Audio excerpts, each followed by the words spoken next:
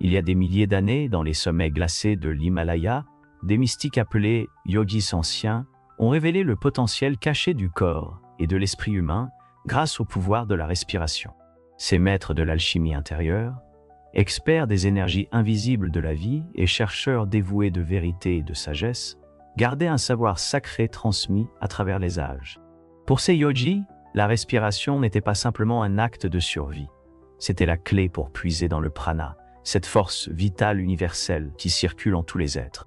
En maîtrisant leur souffle, ils débloquaient des capacités extraordinaires qui semblaient défier les lois de la nature. Parallèlement, des moines tibétains, héritiers d'une tradition unique de travail respiratoire, ont mis au point la puissante pratique du Tummo. Cette méthode était si puissante que les pratiquants pouvaient générer une chaleur intérieure intense, capable de faire fondre la neige autour d'eux ou de sécher des draps froids et humides posés sur leurs épaules, même dans des températures glaciales, uniquement grâce à une respiration consciente, contrôlée et à la visualisation. La maîtrise du souffle dans ces traditions allait bien au-delà des simples exploits physiques. En régulant leur respiration, ces mystiques pouvaient ralentir leur rythme cardiaque, prolonger leur espérance de vie et accéder à des états modifiés de conscience. En reliant les plans physiques et spirituels, ils façonnaient non seulement leur monde intérieur, mais aussi leur réalité physique. Ils ont montré qu'en contrôlant le flux de prana, cette énergie capable de transformer corps et esprit, ils pouvaient libérer le potentiel illimité qui réside en chacun de nous. Leur héritage perdure, inspirant les techniques modernes de travail respiratoire, et nous rappelant qu'à chaque souffle se cache le pouvoir de transformer nos vies, d'élargir notre conscience et de nous connecter à l'infini. Le travail respiratoire n'est pas seulement une pratique à la mode, c'est un art ancestral presque oublié. Depuis des millénaires, des cultures du monde entier de l'Inde à l'Arctique ont utilisé la respiration pour atteindre des états modifiés de conscience, se relier à des dimensions plus profondes de l'existence, élever leur conscience et explorer des sphères transcendantes de l'esprit et de l'âme. Dans de nombreuses traditions spirituelles anciennes, la respiration occupait une place centrale dans notre lien avec le divin. À travers les civilisations, elle fut vénérée comme l'essence même de la vie et un pont vers des états d'être supérieurs. Être conscient de sa respiration et apprendre à intégrer de nouveaux schémas respiratoires dans notre vie quotidienne peut transformer bien plus que le corps. C'est une porte d'entrée vers une harmonie spirituelle profonde, nous reliant à notre véritable essence et au vaste royaume de l'énergie divine. Dans le yoga, la respiration est considérée comme le véhicule du prana, l'énergie vitale. Grâce à des techniques de respiration consciente, nous pouvons activer et stimuler cette énergie, libérant ainsi tout son potentiel puissant. Cependant, la plupart d'entre nous ne respirent pas correctement.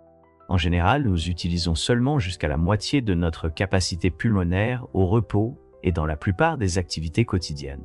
Même lors d'un effort intense, nous n'atteignons qu'environ 60 à 70 de notre potentiel pulmonaire, laissant une grande partie inexploitable. Cette respiration superficielle affecte bien plus que notre santé. Elle influence notre état mental, accélère notre vieillissement et maintient notre conscience à un niveau inférieur. Respirer de manière consciente est l'une des méthodes les plus simples, mais aussi les plus profondes, pour élever notre esprit et élargir notre conscience. Quand vous respirez d'une certaine façon, vous pouvez vraiment sentir la réalité se transformer autour de vous.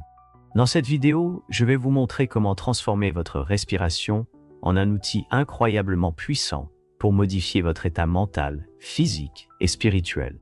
Respirer peut sembler simple, mais lorsqu'on le fait correctement et avec intention, cela devient un chemin direct vers un état supérieur d'être.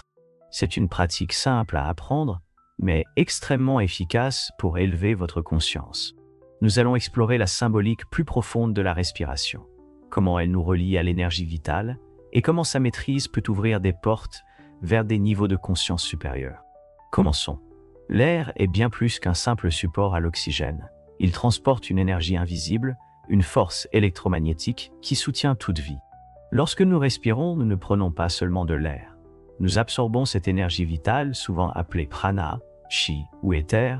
Dans les prochaines minutes, nous allons voir comment cela fonctionne et pourquoi c'est si important. Nous possédons tous un champ d'énergie qui nous entoure, connu sous le nom de champ prana, avec une couche électromagnétique mesurable près de la peau. L'oxygène transporté par l'air que nous respirons contient une énergie électromagnétique qui interagit avec notre corps et les champs d'énergie naturels de la Terre. À chaque inspiration, nous absorbons cette énergie, nourrissant non seulement notre corps physique, mais aussi notre conscience. En devenant conscients de cette énergie subtile, nous pouvons orienter son flux par une concentration ciblée, approfondissant ainsi notre état méditatif et de pleine conscience. Le travail de respiration, ou pranayama, est une partie essentielle du yoga et sert à équilibrer le flux d'énergie à travers les NDs, les canaux subtils d'énergie dans le corps. Selon les anciens yogis, il y a 72 000 NDs dans le corps, dont 36 000 de chaque côté. Ces canaux fonctionnent comme des rivières invisibles d'énergie, mais pour la plupart des gens, ils restent bloqués, les déconnectant de leur plein potentiel. Grâce au pranayama, des techniques de respiration spécifiques peuvent libérer ces canaux, permettant à l'énergie dormante à la base de la colonne vertébrale, appelée Kundalini, de s'élever. Parmi ces canaux, 3 sont particulièrement importants. Pingala, qui passe par la narine droite, Ida, qui passe par la narine gauche, et Sushumna, le canal vers une conscience supérieure. C'est un état où les 2 narines coulent librement, sans obstruction, ce qui facilite une méditation profonde. Quand Sushumna est ouverte, l'esprit est libéré des distractions, pensées et schémas inconscients, nous permettant de nous connecter à des dimensions supérieures. Ces 3 ND principaux commencent à la base de la colonne vertébrale et remontent vers le haut. Les points où Ida, Pingala et Sushumna se croisent le long de la colonne vertébrale sont appelés chakras, des centres d'énergie qui fonctionnent comme des roues de pouvoir et de transformation. Le corps physique est structuré autour de ce réseau subtil de NDS et est soutenu par le flux d'énergie vitale qui les traverse. Cependant, chez la plupart des gens, seule une petite fraction de prana circule activement, tandis que la majorité reste dormante, cachée dans un potentiel ou une graine. Cet état d'énergie dormante est appelé Kundalini, symbolisé par un serpent endormi, enroulé dans le chakra racine, à la base de la colonne vertébrale. En général, prana circule par Ida et Pingala, mais pas à travers le Sushumna central, qui reste bloqué à la base de la colonne vertébrale chez la plupart des personnes. Les techniques de pranayama visent à ouvrir Sushumna afin que prana puisse y circuler. Cet éveil active la Kundalini, l'énergie spirituelle dormante, à la base de la colonne vertébrale, la guidant à travers les chakras jusqu'au sommet, la couronne. Les mystiques indiens ont désigné le 7e chakra comme le paradis, le ciel, ou ce que le Christ a décrit comme le royaume de Dieu en nous. C'est le moment de l'éveil spirituel, l'union de l'énergie cosmique et de la conscience cosmique, Shakti et Shiva. C'est la fusion de notre âme avec le divin, transcendant les limites du monde physique. Cette union sacrée, cette fusion divine, est la liberté ultime, où nous transcendons toute souffrance et faisons l'expérience de la libération. Au fur et à mesure que la Kundalini circule à travers chaque chakra, ces centres s'activent pour émettre une énergie pure et nourrissante. Les anciens Védas comparent cette énergie à une rivière sacrée, jaillissant de chaque chakra, une cascade d'eau divine qui purifie l'âme. C'est le chemin de la réalisation de soi, le même parcours décrit dans diverses traditions, comme l'éveil de la conscience christique, la pure lumière divine de la conscience. Ce processus est rien de moins que l'expérience la plus sacrée et transformative que nous puissions imaginer. Un retour au divin en nous, le voyage de retour à la source où toutes choses sont unies. La respiration sert de pont entre les mondes matériels et spirituels, un outil pour accéder à un état où l'esprit se tait, le temps se dissout et la vérité universelle se révèle. Grâce à une respiration consciente, nous mettons en mouvement l'énergie qui circule à travers les NDS. Ce mouvement libère les blocages et ouvre les canaux énergétiques, permettant à l'énergie de circuler librement. C'est pourquoi une pratique régulière et constante est si importante. Au cours de ce processus, vous pouvez ressentir de l'inconfort tel que des libérations émotionnelles, de la tension ou même des sensations physiques comme des douleurs ou des crispations. Ce sont des moments où l'énergie rencontre des blocages, qu'ils soient émotionnels, mentaux ou physiques. Cependant, c'est une partie normale du processus. Ces moments de résistance sont souvent des signes de transformation, alors que l'énergie s'efforce d'éclaircir et de rééquilibrer le système. Cette connexion à la respiration n'est pas une idée nouvelle. Des textes et des enseignements anciens provenant de traditions diverses, comme la Bible, le taoïsme, l'hindouisme, le bouddhisme, le chamanisme et la philosophie grecque, ont longtemps souligné le pouvoir de la respiration comme un moyen de se connecter au divin et d'atteindre l'harmonie physique, mentale et spirituelle. Dans la Bible, la respiration est souvent équivalente à l'esprit et à la vie elle-même. Par exemple, Job 27, 3 dit « Tant que mon souffle est en moi, l'Esprit de Dieu est dans mes narines ».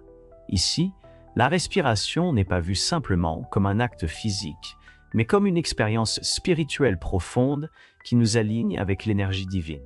Dans l'hindouisme, la respiration est considérée comme profondément liée à l'esprit. Le Sutra 2, 51 des Yoga Sutras de Maharishi Patanjali indique que les fluctuations de l'esprit sont intimement liées à la respiration et qu'en régulant le flux d'inhalation et d'exhalation, nous pouvons maîtriser l'esprit. En sanskrit, prana se traduit par force vitale et yama signifie contrôle. Les anciens yogis croyaient que contrôler la respiration influençait le flux de cette énergie vitale dans le corps, affectant directement le bien-être et la conscience. Souffle primordial.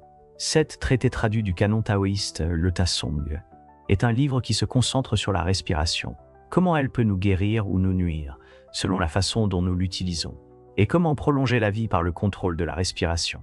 Ce texte fait partie du canon taoïste chinois et date d'environ 400 avant J.C. Dans la Chine antique, la respiration profonde était un aspect fondamental des pratiques taoïstes, avec des exercices comme le Daoyin qui se concentraient sur la régulation de la respiration pour harmoniser et renforcer le flux de Qi. Dans le taoïsme, le mot chinois Qi fait référence à l'énergie vitale et la respiration et le Qi sont indissociables. Le bouddhisme, avec sa riche tradition méditative, utilisait la respiration non seulement pour prolonger la vie, mais aussi pour atteindre des plans de conscience supérieurs. Pour toutes ces cultures, la respiration était un puissant remède. Elle a joué un rôle essentiel dans les pratiques traditionnelles à travers le monde. Malgré leurs différences, de nombreuses cultures considéraient la respiration non seulement comme l'acte de puiser de l'air dans les poumons, mais comme la force vitale spirituelle qui crée la vie. En fait, dans de nombreuses langues, le mot pour souffle est le même que celui utilisé pour désigner l'amour, la vie, l'esprit ou l'âme, reflétant la profonde connexion entre la respiration et l'essence de l'être. Le mot anglais « spirit » vient du latin « spiritus » qui signifie souffle. Les mots hébreux et grecs pour esprit ou âme ont également des significations liées au souffle. Les Grecs croyaient que la respiration était liée à l'esprit, l'âme, et l'esprit étant étroitement lié. Dans la Grèce antique, la respiration profonde était appelée pneuma, le souffle vital ou force de vie, censé être le souffle divin des dieux. Les Égyptiens croyaient aussi que la respiration profonde facilitait la connexion avec le divin. Beaucoup de ces cultures ont développé et pratiqué diverses techniques respiratoires, souvent conçues pour altérer la conscience à des fins religieuses, spirituelles ou cérémonielles. Diverses cultures autochtones pratiquaient également la respiration profonde. Dans les rituels cérémoniels amérindiens, la respiration rythmée était utilisée comme un moyen de se connecter à la nature et au monde spirituel. Explorer la sagesse ancienne de différentes cultures révèle que la respiration profonde consciente est bien plus qu'un simple besoin biologique. C'est une porte d'entrée vers une transformation physique, mentale et spirituelle.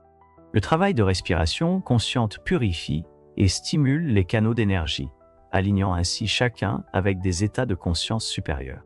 Depuis des millénaires, cela a été à la fois un outil thérapeutique et un chemin vers l'éveil spirituel dans les traditions anciennes. Avec le temps, une grande partie de cette sagesse ancestrale liée à la respiration s'est perdue ou a été négligée à mesure que les sociétés modernes avançaient. Beaucoup de ces pratiques ont disparu, et la médecine occidentale a favorisé les traitements physiques au détriment des dimensions énergétiques et spirituelles de la respiration. Dans le monde actuel, le stress, l'anxiété et un manque général de conscience nous poussent à respirer de façon superficielle, activant ainsi la réponse de fuite ou de combat et perturbant nos schémas naturels de respiration profonde. La respiration est devenue un processus inconscient et on nous enseigne rarement le formidable potentiel qu'elle recèle en tant qu'outil de reconnexion avec notre véritable essence. Le travail respiratoire est une pratique sacrée qui dépasse la simple respiration physique, permettant une transformation spirituelle profonde. Grâce à la maîtrise de la respiration, il est possible d'atteindre le samadhi, un état de pure conscience transcendante où l'on fusionne avec l'infini. Bien que la respiration soit aussi ancienne que la vie elle-même, elle a connu une révolution importante au cours des 60 dernières années. Nombre des thérapies respiratoires pratiquées aujourd'hui sont nées des mouvements d'éveil de conscience des années 1960 et 1970, et elles continuent d'évoluer en tant qu'outil puissant pour accéder aux traumatismes enfouis, libérer les émotions. La pratique d'une respiration diaphragmatique plus complète engage les poumons inférieurs et assure une oxygénation optimale, nous permettant de nous reconnecter à nous-mêmes, à notre esprit et à la sagesse des cultures anciennes, tout comme faisaient nos ancêtres. Avec cette compréhension en tête, passons maintenant à la pratique. Cette pratique dépasse le simple exercice respiratoire. C'est une méthode puissante conçue pour ouvrir les voies énergétiques, vous guider vers un état profond de calme intérieur et vous connecter à l'infini. En la pratiquant régulièrement pendant 20 à 30 minutes, vous pourrez constater des changements notables dans votre perception de la réalité. Avant de commencer le processus étape par étape, explorons quelques éléments essentiels pour une respiration efficace. Premièrement, ralentir la respiration naturellement. La respiration doit ralentir d'elle-même, sans effort forcé. Après quelques minutes de pratique, elle deviendra progressivement plus lente et plus maîtrisée. Évitez de manipuler la respiration de façon contraignante, car cela risquerait de générer de la tension. Au lieu de cela, laissez la transformation s'accomplir naturellement grâce à une pratique régulière, permettant à votre corps et à votre esprit de s'harmoniser avec votre rythme naturel, votre flux d'énergie et les schémas propres à votre corps. 2. La respiration nasale plutôt que buccale. Une bonne respiration commence par le nez, pas par la bouche. Le nez filtre et purifie l'air avant qu'il n'atteigne les poumons, ce que la bouche ne fait pas. Respirer par le nez garantit un flux d'air plus propre et mieux régulé, en accord avec les voies énergétiques naturelles du corps. Inspirer par le nez attire l'énergie électromagnétique vers le bas, le long de la colonne vertébrale, tandis qu'expirer la guide vers le haut. Ce flux d'énergie constant est présent en chacun de nous et dans tout ce qui nous entoure, et il ne s'agit pas seulement d'une sensation physique. Pratiquée en pleine conscience, cette respiration favorise l'équilibre, la vitalité et une conscience plus aiguë. Pour de meilleurs résultats, laissez votre langue reposer délicatement contre le palais et concentrez-vous sur une respiration continue par le nez. Cela encourage naturellement des inspirations plus profondes et efficaces. 3. La respiration diaphragmatique. Cette technique consiste à mobiliser le diaphragme plutôt qu'à effectuer des mouvements superficiels de la poitrine. Lorsque le diaphragme est sollicité, votre ventre se gonfle et se dégonfle naturellement à chaque respiration, vous permettant de respirer plus profondément et plus pleinement. Ceci aide à renforcer le lien entre le corps et l'esprit. Connue également sous le nom de respiration abdominale, cette méthode améliore significativement l'apport en oxygène dans tout le corps, contribuant à apaiser le système nerveux et à diminuer le stress ainsi que l'anxiété. En respirant, concentrez-vous sur le fait de remplir votre ventre, pas seulement votre poitrine. Lorsque vous inspirez, laissez votre ventre se dilater vers l'extérieur, dirigeant le souffle et l'énergie le long de la colonne vertébrale. En expirant, rentrez doucement le ventre, ce qui élève l'énergie vers le cerveau. Même si une partie de l'énergie est expulsée par la bouche, une grande partie circule à l'intérieur, nourrissant votre corps et votre cerveau, et activant les cellules dominantes du cerveau. 4. L'alignement de la colonne vertébrale. La posture joue un rôle essentiel dans la maîtrise de la respiration. Les anciens yogis considéraient la colonne vertébrale comme une antenne d'énergie divine, et maintenir une colonne vertébrale droite facilite le flux optimal de cette énergie. Une posture droite améliore à la fois la circulation énergétique et l'efficacité respiratoire. Des gestes simples, comme lever les bras au-dessus de la tête ou ajuster délicatement votre posture, peuvent aider à aligner la colonne vertébrale et à ouvrir la respiration. En intégrant ces principes et en pratiquant régulièrement le pranayama, le travail sur la respiration peut devenir une puissante porte d'entrée vers l'expansion de votre conscience et l'atteinte d'une maîtrise intérieure. Commencez par vous asseoir confortablement, le dos bien droit. Vous pouvez soit vous installer sur une chaise, les pieds bien posés au sol, soit vous asseoir par terre en tailleur.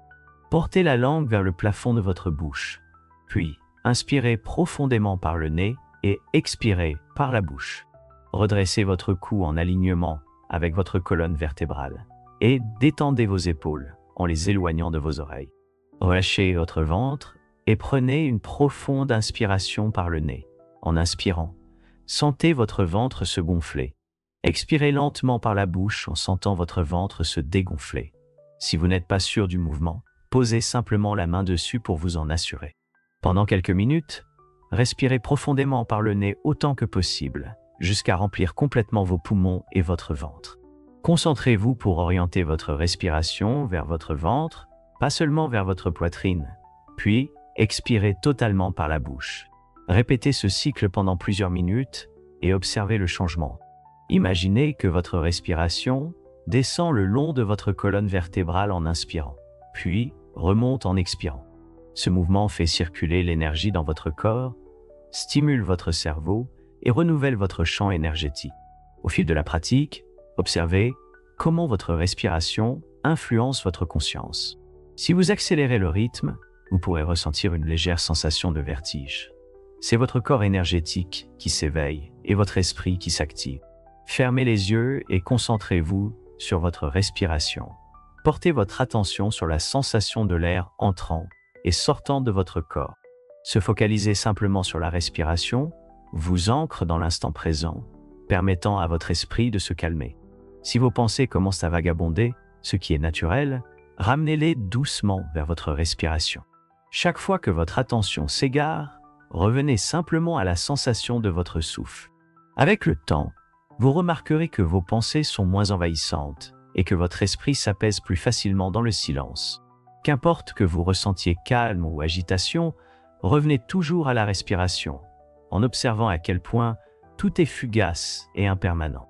À travers cette pratique, vous apaisez non seulement votre esprit, mais vous élevez aussi votre conscience vers des états supérieurs de conscience. L'inspiration symbolise l'expansion de l'énergie vitale en vous, tandis que l'expiration en représente la libération. Une fois que vous avez porté votre attention sur votre respiration, imaginez que l'air monte le long de votre colonne vertébrale pendant que vous inspirez, puis redescend le long de votre colonne vertébrale lorsque vous expirez. Répétez cette sensation aussi longtemps que vous vous sentez à l'aise.